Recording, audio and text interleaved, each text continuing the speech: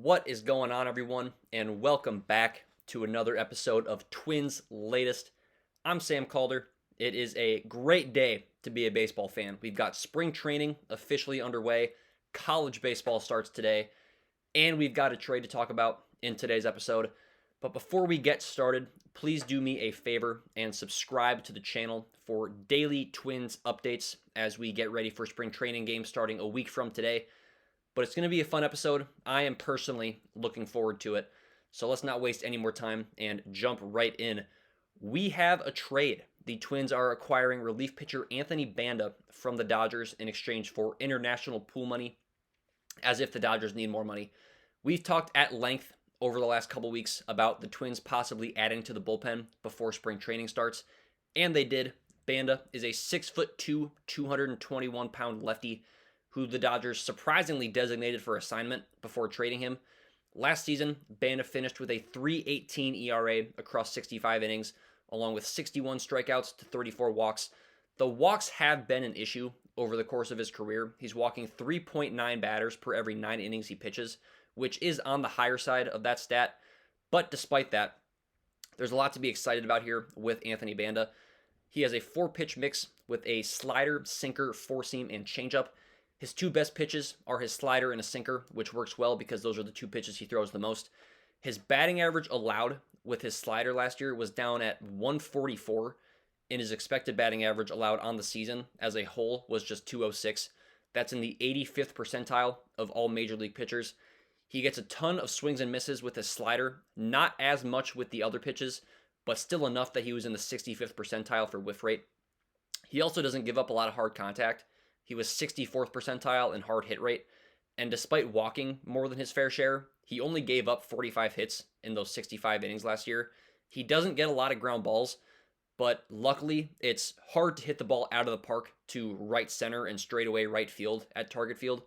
Looking at his stuff plus grades, his slider and sinker were both graded at 105 or higher, with 100 being league average. His fastball and changeup were both given a 93 stuff plus grade, which isn't horrible. Yes, it's slightly below average, but both of those pitches move a lot horizontally. The vertical movement just isn't there. His fastball doesn't rise a lot, and his changeup doesn't drop a lot. His sinker doesn't move much vertically either, really, so it's kind of just his slider that does that. But that's why it's his best pitch, and he threw it 49% of the time last year. Banda projects immediately to slide in as a late inning reliever for the Twins this season. He only has 3 career saves, and I think the bullpen will remain as a closer by committee, but I think we could see him get some save opportunities this year. This is also great because now that's 3 left-handed options the Twins have in the bullpen, along with Taylor Rogers and Cody Funderburk, and now you don't need to worry as much about, well, if we use a lefty now, what does that leave us with for the rest of the game? I quite honestly think Banda is probably going to be the lefty they lean on most late in games, so this is a phenomenal addition. All in all, I am a huge fan of this move for the Twins. This is a huge boost to the bullpen, which easily looked like the worst part of the Twins roster, and now, like I said, they have another left-handed option as well. I think Banda very well may be the best Twins reliever this year and could turn into the primary closer with a strong start to the season. But moving on from Anthony Banda, we've got today's prospect deep dive. We've talked about Merrick Houston, the Twins' most recent first-round pick, but we have not talked about their most recent compensatory first-round pick, and that would be pitcher Riley Quick. Quick was drafted with the 36th overall pick this past summer out of the University of Alabama. So that is 2 of the Twins' top 4 pitching prospects that are from the University of Alabama. Connor Prelip also went there. Quick is the Twins' 10th prospect according to MLB Pipeline. He is the 17th prospect according to Fangraphs, so a little bit of discrepancy between those two sites. He is an absolutely massive human being. He stands at 6'6", 255 pounds. I mean, that's just an NBA power forward standing 60 feet away from you and from the batter's box. That would be a little intimidating. Quick only threw 87 innings across his 3 years at Alabama. He underwent Tommy John surgery very early in the 2024 season. He threw 3 innings in his first start before he blew his elbow out. But he came back in 2025, and he threw 62 innings over the course of the season. He finished the year with a 3.92 ERA and 70 strikeouts to 24 walks. His surface level production certainly does not scream first round pick, but that's why we do a deep dive. We go deeper than just the surface level numbers here. Quick's fastball has a 60 grade on the 20 to 80 grade scale, meaning it projects to be an above league average fastball at the major league level. It averages around 96 to 97 miles an hour, but he can run it up to 99. He throws a really nice slider that gets a lot of swings and misses. That pitch also has a 60 grade, and his whole mix, his whole pitch arsenal kind of plays off of his fastball. The slider certainly does that.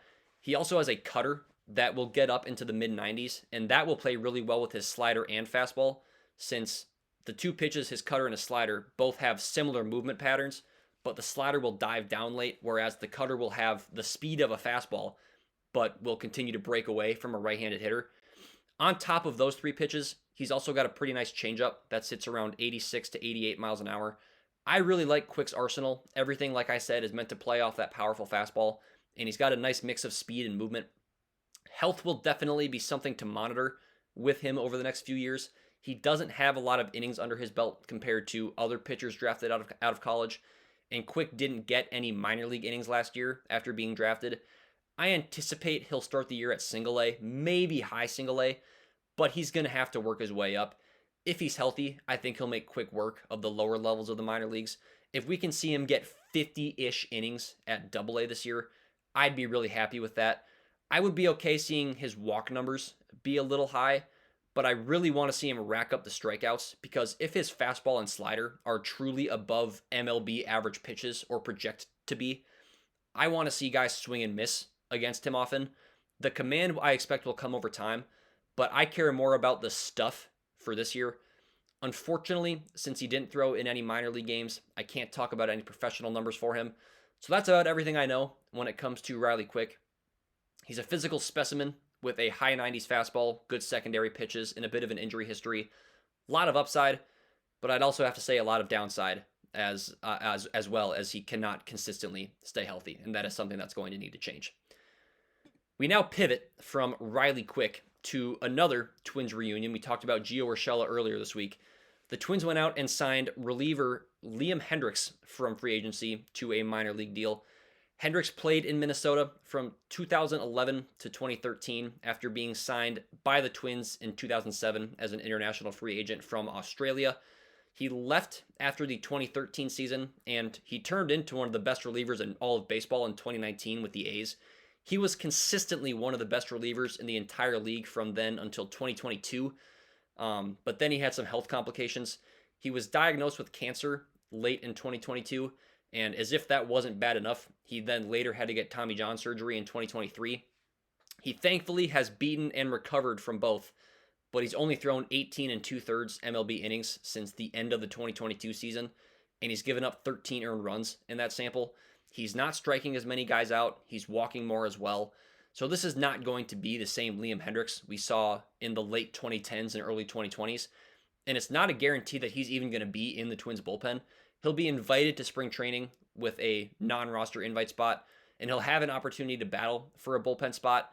That doesn't mean he's going to get one, though. Looking at his numbers from just last season, Hendriks threw 13 2/3 innings with the Red Sox. He finished with a 6.59 ERA, along with 12 strikeouts and 7 walks. He still got a good amount of swings and misses, but he gave up a lot of hard-hit fly balls. The average exit velocity on every ball put in play against him was 92.2 miles an hour. That would have been somewhere around the 5th percentile of all major league pitchers last year if he was eligible, so not good. If we're going off of just last season's numbers, Liam Hendriks will not be in the Twins bullpen, but it was a very small sample size, and he has a strong track record. We just don't know if he's ever going to get back to his early 2020s level of production. Even if he doesn't earn a spot in the Twins bullpen, I still really like this signing. It's very much a low-risk, high-reward type of player. If he gets things turned around and doesn't cost much at all, I mean, it was a minor league contract, like I said, so he'll make maybe $1 million on the high end.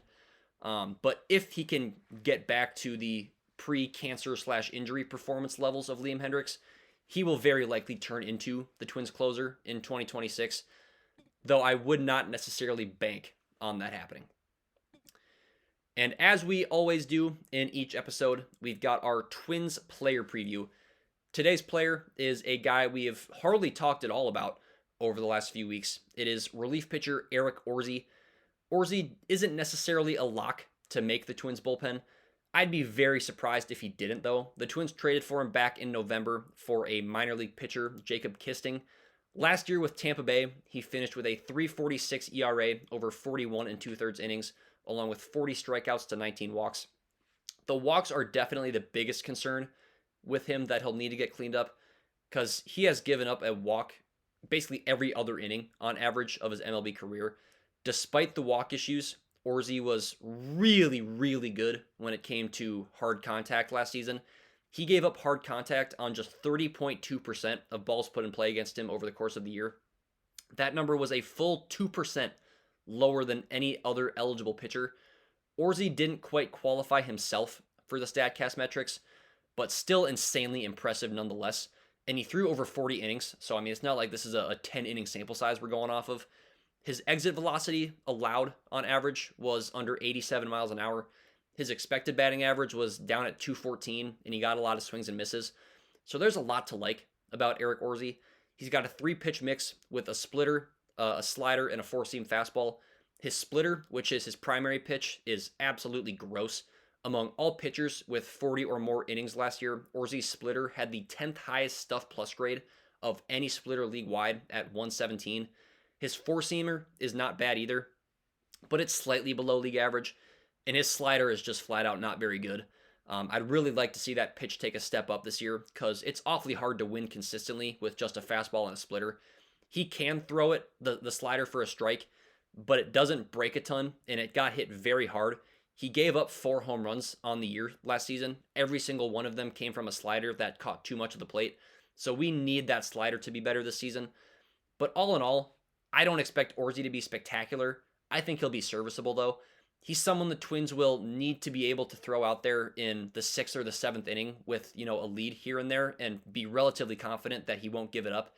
If I had to guess, I'd ballpark Orze to finish with an ERA somewhere in the mid-3s again. He figures to be a nice mid-relief arm and definitely an upgrade over some of the other names fighting for a bullpen spot. I mentioned, though, earlier, I'd be very surprised if he didn't get an opening day roster spot. I'd assume the odds of him getting one are around 90%. And this can be a guy who makes a bigger impact in 2026 than a lot of people expect him to.